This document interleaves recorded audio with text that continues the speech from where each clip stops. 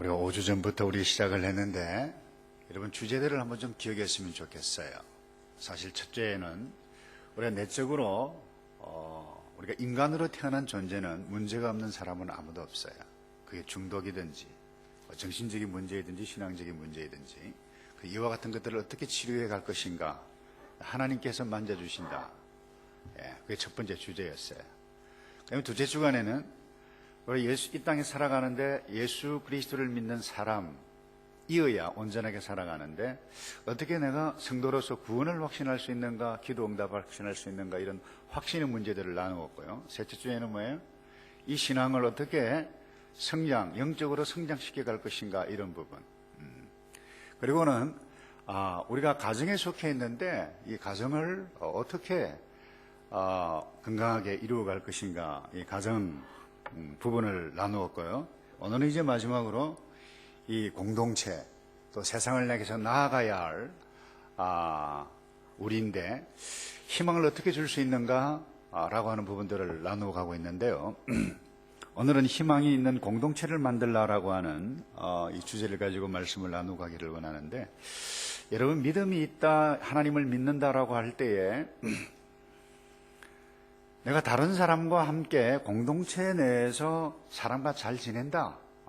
이게 신앙이 있는 거예요. 그게 에덴 동산이에요. 하나님과 잘 지내고, 아담과 하와가 잘 지내고, 또 온 우주 환경을 잘 다스리고, 이게요 신앙이 있는 것입니다. 그러니까 구원이다 라고 하는 것은 타락하기 이전 에덴으로 돌아가는 것입니다. 회복이 무엇입니까? 이 에덴으로 돌아가는 것입니다. 그런데 오늘날 이와 같은 것이 다 왜곡되어져서 어떤 미국은 미국 잘났다, 한국은 한국 잘났다, 특별히 한국 사람들 그러잖아요. 다 한국 사람 아닌 다른 민족들은 다 양놈이고 외놈이고 또 뗀놈이고 죄송합니다만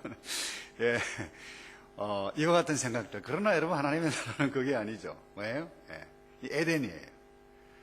그래서 오늘 나누어갈 부분은 희망 있는 공동체, 우리 가정, 목장, 우리 하늘이교회뿐만 아니라 세계를 향해서 내가 어떤 관점을 가지고 살아가야 하는가, 이게 굉장히 중요합니다.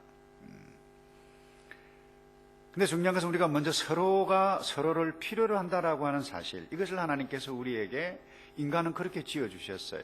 서로 필요해요.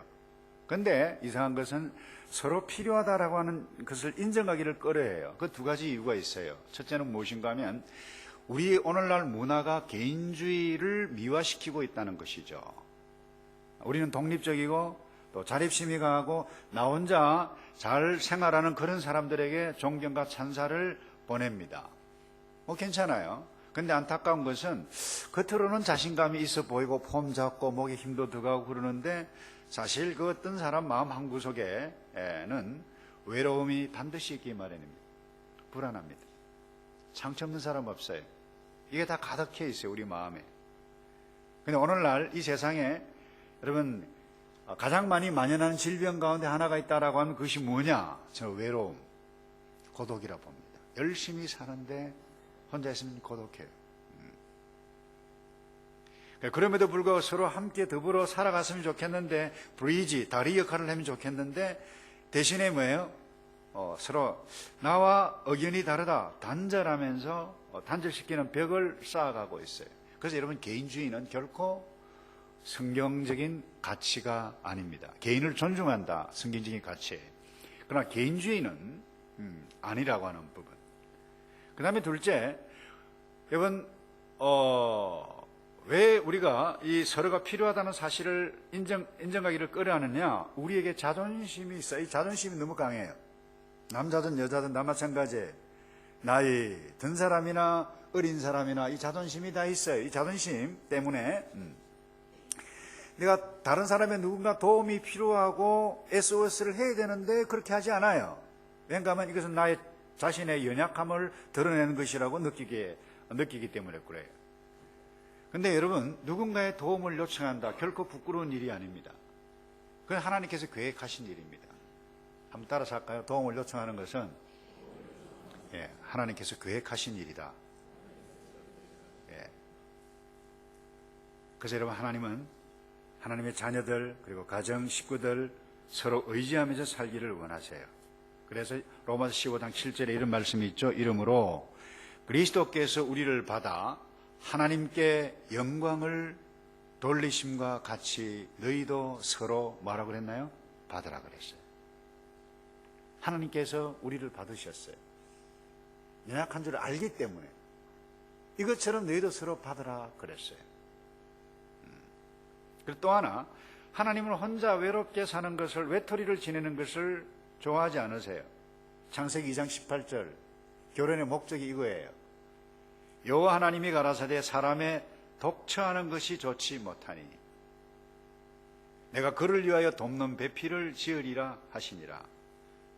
자, 가라사대 사람이 뭐 하는 건요? 예, 독처가 뭡니까? 어떤 사람은 아주 이상하게 해석해 독한 아내라 그러는데 아닙니다, 여러분. 예, 혼자 지내는 것을 이야기하는 겁니다.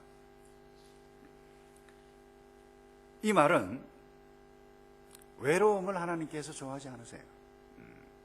또 이 말은 또한 모든 사람이 반드시 결혼을 해야 된다, 그런 뜻도 아니에요. 예, 그러나 그보다 더 중요한 것은 모든 사람에게 영적인 가족이 필요하다라고 하는 의미입니다. 그래서 이런 이유 때문에 하나님은 교회를 창조하셨어요. 교회를 세우셨고 우리에게 많은 것들을, 이와 같은 일들을 위임하신 것이 교회예요.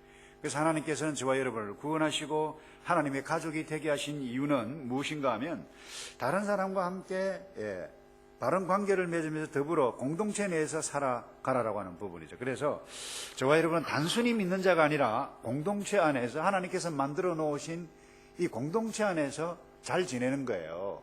잘 못 지낸다? 사회 부적응자라고 그러죠. 사회 부적응자는 이유가 있어요. 반드시 생각을 잘못하거나 행동을 잘못하거나. 결국 여러분, 좀 표현을 용서가 들으십시오. 이혼한다, 사회 부적응자 가운데 하나예요. 적응을 잘 못하기 때문에. 이게 사탄이 노리는 것이죠. 그래서 오늘 본문에 고린도전서 12장 27절에 보면 이런 말씀이 있죠. 너희는 그리스도의 몸, 그리고 지체의 뭐라고 그랬나요? 각 부분이다 그랬어요. 그래서 오늘 어떻게 하면 이 공동체를 세워갈 것인가, 이것 간단하게 몇 가지 좀 나누고 기도하기 원하는데요. 한번 따라서 합시다. 서로 존경하겠습니다. 로마서 12장 10절에 보면 이런 말씀이 있죠. 형제를 사랑하여 서로 우애하고 존경하기를 서로 먼저 하며. 여러분이 이 존경한다라고 하는 것은 나의 시각이 아니고 하나님 아버지의 관점, 하나님 아버지의 시각을 가지고 서로 구원, 영생을 소유한 존재로서 바라보는 것을 의미합니다. 그게 나의 관점이 아니에요. 하나님께서 저 형제, 저 자매를, 내 아내를, 내 남편을 영생을 주셨고 구원해 주셨다. 내가 구원한 것 아니죠. 누가요? 하나님께서 하신 것입니다. 못난 부분이 굉장히 많아요. 그럼 하나님께서 구원해 주셨다, 이런 관점을 가지고 바라보게 되실 때, 저 사람도 그렇지만 하나님께서 존중히 여겨주셨기 때문에 나도 존중 여기고 존경하고 서로 존경하기를 먼저 한다. 왜요? 하나님의 위대한 일들이 형제자매에게 있기 때문에. 이런 생각. 근데 사실 나의 시각으로는 존중하고 존경해 줄, 죄송합니다만 구석이 별로 없죠. 나 자신 잘 알잖아요. 어떤 분이 아주 재밌는 말을 했더라고요. 그 CBS 새롭게 하셔서 인도하시는 분, 여자분, 근사님 있잖아요. 고건아 근사님. 그 남편 보고 천사 같은 아내와 사니 얼마나 좋냐. 그러니까 명언을 남겼다. 한번 함께 살아봐. 이게 우리의 현실이죠. 여러분, 사실 거듭나고 성령이 거하는 사람은 하나님의 시각으로 보아야 하는 것입니다. 다른 사람을 그렇게 보아야 돼요. 그래서 우리는 하나님의 관점으로 보는 것이 굉장히 중요합니다. 그래서 믿음의 형제 자매는 이제 천국에서 함께 지낼 사람. 따라서 합시다. 우리는 천국에서 함께 지낼 사람. 사도 바울이 로마서 8장 17절에 이렇게 정리해 주셨어요. 자녀이면 또한 후사, 곧 하나님의 후사요 그리스도와 함께한 후사니 그리고 우리가 그와 함께 영광을 받기 위하여 고난도 함께 받아야 될 것이라 그랬는데, 먼저 자녀이면, 이 말은 곧 후사, 하나님의 후사란 말은 하나님과 뭐예요? 함께 지낼 존재라고 하는 부분입니다. 이것을 기억할 때 우리는 공동체를 아름답게 엮어갈 수 있다는 부분. 그럼 두 번째, 한 번 더 따라서 할까요? 서로 지지함으로. 이 지지한다는 말은 무슨 말입니까? 서로 힘을 보탠다는 것입니다. 서포트한다는 거죠. 힘이 된다는 것이죠. 그래서 어떤 어려운 일들을 만날 때 이 왜 이랬어? 이게 아니라 도와간다는 것입니다. 그래서 이런 것들을 함께 행해가는 것을 우리가 지지한다라고 하는 부분이죠. 그래서 여러분, 천국이 우리의 소망뿐만 아니라 이 땅에서 함께 하나님의 나라 희망의 공동체를 만들어가는 것이 우리의 소망, 우리의 꿈, 우리의 비전, 우리의 가치인데, 여러분, 이것을 향해서 함께 달려가는 것입니다. 목장 마찬가지, 교회 공동체의 비전과 사명에 함께해 가는 것입니다. 그리고 또 하나, 성도가 어려운 일들을 당할 때 지지해 주는 것입니다. 성도 가운데 한 명이 불친상을 당하고 모친상을 당하고 밤늦게까지 위로하고 격려하고, 그리고 새벽같이 나와서 함께 기도해가고, 이게 서로 지지해 주는 거예요. 어제도 저희 한 가정에 사업체에 불이 났어요. 제가 늦게 가봤는데 목장 식구들 여러분들이 와가지고 뭐 닦고 그래요. 얼마나 아름다운 감동적인 모습인지 몰라요. 이게 서로 지지하고 돕는다는 것입니다. 그리고 또 하나는, 여러분 기억할 것은, 지지한다라고 하는 것은 내가 사람의 현재의 모습만 보는 것이 아니라, 한번 따라서 할까요? 미래의 모습을 보는 것입니다. 자, 여러분, 예수님 한번 보세요. 예수님은 충동적으로 행동하는 그 어부 베드로, 뭐라고 그랬나요? 너 반석이 될 것이다. 반석이라고 그러셨어요. 마태복음 16장 18절 이런 말씀이 있죠. 또 내가 내게 이르노니 너는 베드로라. 내가 이 반석 위에, 그랬어요. 내 교회를 세우리니 음부의 권세가 이기지 못하리라. 뿐만 아닙니다. 물고기 잡는 어부를 뭐라고 그랬나요? 사람 낚는 어부로 보았어요. 이게 얼마나 기분 좋아요, 여러분. 이게 신구약 66권의 뜻이에요. 여러분, 하나님께서 그 미디안의 고난을 받고 있었을 때에 그 이스라엘의 유대인의 말이죠. 이 기드온이 적들이 막 무서워서 벌벌벌벌 떨고 있을 때 이 천사를 통해서 하신 말이 뭔지 아세요? 큰 용사여 일어나라 그랬어요. 지금 벌벌벌 떨고 있는데 바보처럼 적이 쳐들어왔는데, 그때 뭐라고 그랬어요? 한번 따라서 합시다. 큰 용사여 일어나라.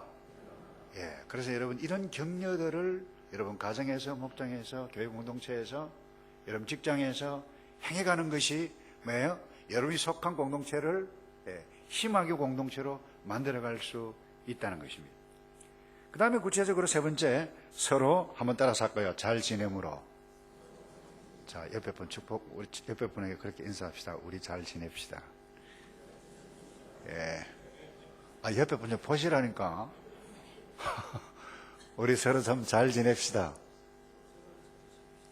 김 장로님, 옆에 좀 말씀하시라니까요. 앞에 있으면 다 보입니다. 여러분, 우리가 같은 그룹, 우리 공동체에 있다 보면 반드시 이견이 나타날 수가 있습니다. 갈등이 존재하는 법이에요. 그게 우리예요. 그게 우리의 모습이에요. 자칫하면 이 갈등의 그 다음에 논쟁에 휘말리기가 쉬워요. 근데 릭 웨런 목사님이 굉장히 탁월한 말씀을 하셨는데, 인용을 하면 이랬습니다. 공동체를 세우려면 논쟁에서 이기지 말라. 특별히 남자들은 쉬운 일이 아니거든요. 그리고 이렇게 이야기해서, 그보다는 당신에게 동의하지 않는 사람을 사랑하는 것을 목표로 삼으라. 엄청난 도전이죠. 당신에게 동의하지 않는 사람을 사랑하는 것을 무엇으로 삼으라고요? 목표로 삼으라. 이 얼마나 멋진 우리에게 주시는 도전인지 모릅니다. 힘든 도전이지만 내가 하나님의 백성이고 거듭난 백성이기 때문에 이런 성향은 자연스러워되지 않겠습니까? 라고 오늘 아침에 기도했으면 좋겠어요. 근데 보통 사람들은 그래요. 어떤 갈등, 어려움이 딱 생기면 대부분 사람은 우리는 공정을 원한다, 공평하기를 원한다, 정의를 원한다, 법대로 되기를 원한다, 이런 말들을 많이 하거든요. 대부분 사람들. 근데 여러분, 하나님은 공의 하나님이신 분 맞아요. 그러나 여러분, 논쟁 가운데 임하시는 하나님의 방법은 공정함이 아닙니다. 하나님께서 원하시는 것은 은혜와 긍휼과 자비의 마음이라고 하는 사실. 한번 보세요. 우리가 다 죄인되었어요. 그때 하나님께서 공정하게 처리했다라고 하면 이 가운데 구원 얻을 사람 아무도 없어요. 그래서 사실 우리가 이 법대로 합시다라고 말하는 것이 적어도 교회 공동체 내에서는 정말 위험한 말이에요. 법대로 하면 이 자리에 설 수 있는 사람은 아무도 없어요. 그걸 알아야 돼요. 그래서 감동적인 말씀이 있죠. 로마서 5장 8절에 하나님께서 이렇게 말씀해 주셨어요. 우리가 아직 죄인 되었을 때, 다 같이 한번 할까요? 우리가 시작. 우리가 아직 죄인 되었을 때에 그리스도께서 우리를 위하여 하나님께서 우리에게 대한 자기의 사랑을 확정하셨느니라 그러셨어요. 이 말씀을 꼭 기억하시기 바랍니다. 하나님께서 공정하게 집행하시고 우리를 다루셨다면 아무도 바로 설 사람이 없다라고 하는 사실. 그리고 여러분, 우리가 이 땅에서 항상 같은 의견을 갖고 있는다. 그건 불가능한 이야기죠. 북한 공산 집단에게도 불가능한 이야기예요. 말을 못해서 그렇지. 같은 의견을 낼 수 있는 사람은 이 땅에서 아무도 없어요. 집에서도 마찬가지예요. 근데 여러분, 이 조화라고 하는 것이 있잖아요. 하모니. 여러분, 오케스트라 연주를 여러분들이 기억하세요? 음이 다 다릅니다. 근데 뭐예요? 각기 다른 음인데 소리를 쫙 내는데 어떤 사람은 너무 크게 탁 튀어나오면 하모니를 이룰 수가 없어요. 이 콘닥터에 의해서, 지휘자에 의해서 뭐예요? 조절을 받고 컨트롤 당하고, 그래서 이 소리를 만들어내갈 때 하나씩 질서 가운데 행해가게 될 때 소리는 다르지만 얼마나 아름다운 음악을 만들어냅니까? 이것이 저는 우주 삼라만상의 뜻이라고 생각합니다. 가정에서도 마찬가지예요. 그래서 우리는 각기 음을 가지고 있는 연주자들인데, 여러분, 연주자들의 목표는 나의 능력을 과시하는 것 아닙니다. 나의 지식을 드러내는 것 아니에요. 내가 큰 소리를 내야 된다, 그것도 아니에요. 내가 먼저 곡을 먼저 끝내야 되는데 연주를, 그럼 곤란하죠. 함께 끝내야죠. 그잖아요. 그래서 우리의 목표는 뭐예요? 그들의 목표, 연주자의 목표는 같은 마음, 같은 뜻으로 지휘자에 따라서 온전히 하나 되는 것. 이게 하나님의 나라. 관인학에서 적용되어지는 거예요. 그러니까 마지막으로요, 한번 따라서 합시다. 서로 용서함으로. 에베소서 4장 32절 우리 말씀 주실까요? 우리 다 같이 함께 읽어볼까요? 시작. 서로 인자하게 하며 불쌍히 여기며 서로 용서하기를 하나님이 그리스도 안에서 너희를 용서하심과 같이 하라 그랬어요. 불쌍히 여기며. 왜 여러분 우리가 서로 용서를 해야 할까요? 우리가 용서가 필요한 사람들이에요. 용서 없는 교제, 그 불가능합니다. 집에서도 마찬가지예요. 아내가 남편을 용서하고 남편이 아내를 용서하지 아니하면 이루어갈 수가 없어요. 부모가 자녀를 용서하지 아니하고 자녀가 부모를 여러분, 자녀들의 상처가 엄청 많을 거예요. 저희 집에도 마찬가지예요. 그래서 용서 없는 교제 불가능합니다. 용서 없는 조화 불가능합니다. 아름다운 공동체는 불가능합니다. 그래서 우리는 끊임없이 하나님, 내가 다른 사람을 용서하고 다른 사람들로부터 용서 받아야 하는 부분입니다. 그렇지 않으면 우리는 절망에 빠질 것입니다.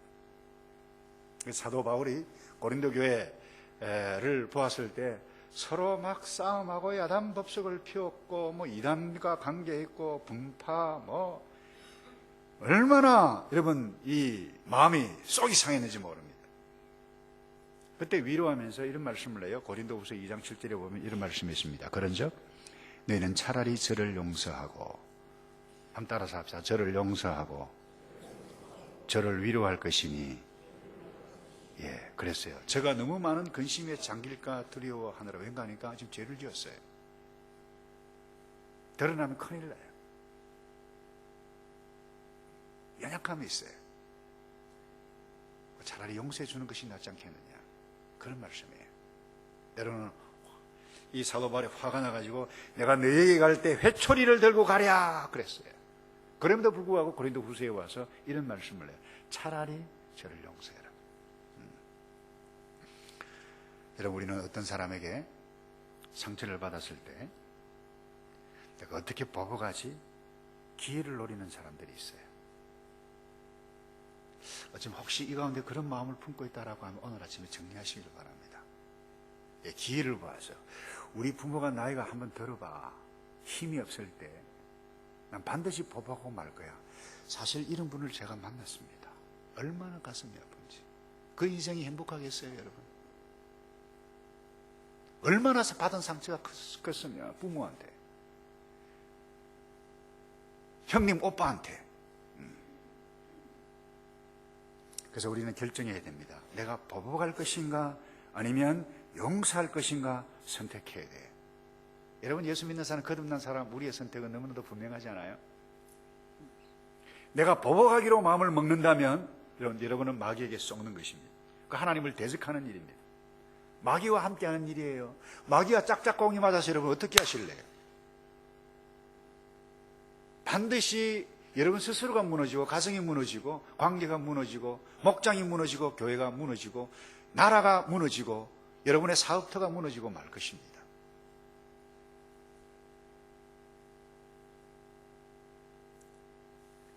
그래서 데살로니가 전서 5장 15절에 이런 말씀이 있죠. 삼가 누가 누구에게든지 악으로 악을 갚지 말게 하고 오직 피차 대하든지 모든 사람을 대하든지 항상 선을 쫓으라, 그렇게 말씀하셨어요. 이제 말씀을 좀 정리하겠는데요. 여러분, 우리가 어떻게 용서를 할까요? 먼저 하나님께 이야기해야 돼요. 여러분, 다윗 기억하세요? 여러분, 사울 얼마나 믿겠어요? 한번 생각해 보세요. 아들 압살롬 얼마나 믿겠어요? 여러분, 원수가 멀리 있는 것 아닙니다. 원수는 어디 있습니까? 저 북한에 있습니까? 사실 북한 맞아요. 잘못된. 예, 우리 남한 하나님 원수는 우리 원수죠. 그러나 사우스 아프리카에 있는 것 아니에요. 가깝게 있어요. 그래서 오죽하면 할아버지가 자기 남편 보고 두자 하니까 왼수 그랬다 그러잖아요. 두자 말고 넉자 하니까 뭐라 그랬어요? 평생 원수. 예. 여러분, 그런 평생 원수 있으면 하나님 앞에 나가서 알아야 돼요. 하나님 마음을, 다윗의 그 원수처럼 하나님의 벌이 번개가 쳐서 죽었으면 좋겠습니다. 이런 시편의 고백들이 나와요, 실제로. 와, 그것을 읽을 때, 야, 이거 성경 맞아? 이 다윗이 한 건 맞아? 이럴 정도로 나옵니다. 그게 실제가 아니에요. 다윗의 솔직한 타락한 인간의 마음을 적나라하게 하나님 앞에 아뢰는 것입니다. 그런 것이 필요해요. 그러나 온 동네방네 옆에 기도하는 사람 다 듣도록 우리 남편 저 원수 같은, 예, 저 누구 박 집사 김 집사 원수 같은 이러면 곤란합니다, 여러분. 그러나 여러분의 마음, 내가 마음이 상해 있습니다. 하나님, 감정 같으면 주먹으로 몇 대로 쳐, 이와 같은 표현들을 하나님 앞에는 여러분 토할 수 있습니다. 근데 여러분, 중요한 것은 하나님 그렇게 하셔도 여러분 전혀 놀라지 않습니다. 왜냐하면 이미 그런 존재인 것을 여러분 하나님께서 아시기 때문에 전혀 놀라지 않습니다. 그러나 여러분 다윗이 이기죠. 내 영혼아 하나님만 바라라 그랬어요. 그와 같은 갈등, 위기, 상처가 있지만 그 가운데서도 일어나잖아요. 하나님, 내 속마음 이렇습니다. 그러나 내가 그렇게 하기 원치 않습니다. 내가 하나님을 바라겠습니다. 여호와 하나님이 나의 구원이고 나의 피난처고 나를 위로하자이고 여호와 하나님께서 어떻게 행하실 것을 내가 잠잠히 바라겠습니다. 이것이 시편의 고백 아니겠어요? 그리고 또 하나 한번 따라서 합시다. 나에게도 잘못이 있습니다. 자, 여러분, 싸움을 갈등이 있다라고 하는 것은 반드시 뭐예요? 내게도 잘못이 있을 때 갈등이 일어납니다. 아니요. 그래서 하나님 앞에서 하나님, 내가 마음을 잘못 먹었기 때문에 이런 갈등이 있지 않습니까? 그래서 진정으로 여러분들이 관계의 회복을 원하고 하나님의 자녀로 바로 살기를 원한다라고 하면, 하나님, 내게도 실수가, 내게도 마음을 잘못, 그렇단다 할지라도, 내가 오해받고 있단다 할지라도, 내가 이 마음 품는 것은 내가 잘못입니다. 아니, 객관적으로 잘못이 없단다 할지라도, 이런 마음을 주님 앞에 갖는 것. 그때 여러분들이 그 어떤 사람이라도 용서해 갈 수 있는 예수님 스테반처럼 우리가 길을 이어갈 수 있다고 봅니다. 예. 그래서 우리는 한번 따라서 합시다. 우리 모두는 용서가 필요합니다. 예. 왠가 하면 그래서 하나님께서 용서하셨어요. 그렇다면 나도 당장 용서하겠습니다. 이런 결단 선택이 필요합니다. 여러분, 왜 내가 사랑하지 못하고 존중하지 못하고 용서하지 못할까요? 중요한 이유는 내가 하기 싫기 때문입니다. 내가 그렇게 하기 싫기 때문에.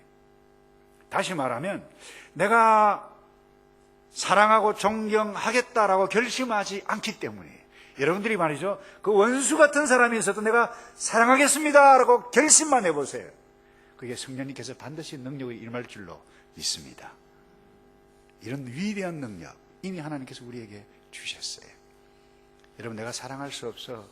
저 인간, 다른 사람 다 저 인간은 내가 함께 더불어 살 수가 없어. 여러분, 그렇게 마음을 여러분들이 먹었기 때문에 그래요.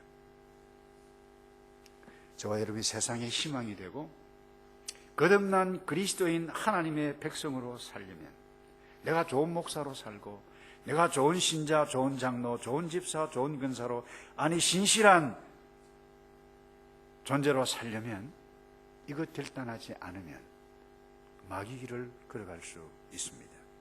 지금도 호시탐탐 노리고 있어요. 마귀는 누구를요? 다른 사람 노리지 않습니다. 저와 여러분을 노리고 있어요. 넘어가면 큰일입니다. 그래서 이미 로마서 5장 5절에 이렇게 말씀해 주셨어요. 소망이 부끄럽게 아니하면 우리에게 주신 성령으로 말미암아 하나님의 사랑이 우리 마음에 부은 바 됨이니 그랬어요. 이 사랑이 이미 저와 여러분에게 이미 있어요. 내 안에 사랑, 분명히 능력이 있어요. 그래서 사랑하기로 결심하면서 함께 기도해가는 저와 여러분 되기를 주님의 이름으로 축복합니다. 우리 주신 말씀을 생각하면서 우리 찬송을 먼저 찬송을 오늘 아침에 한 두고 가겠습니다. 먼저 우리는 사랑